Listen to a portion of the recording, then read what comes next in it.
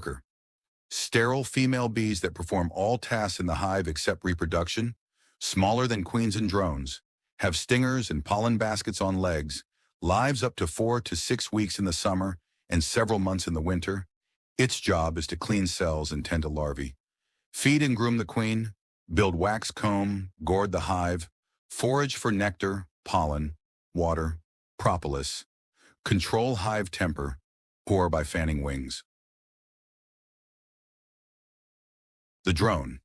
Male bee, their sole purpose is to mate with a queen, larger eyes to spot the queen during mating flights, thicker body, no stinger, lives up to 30 to 90 days, usually die after mating or are expelled before winter, doesn't collect nectar or pollen, doesn't defend the hive or preform hive tasks. Drones exist solely to mate with a virgin queen from another colony. The queen, the only fertile female in the hive, her main job is to lay eggs, larger than both workers and drones, long abdomen, smooth stinger, lives up to 2 to 5 years.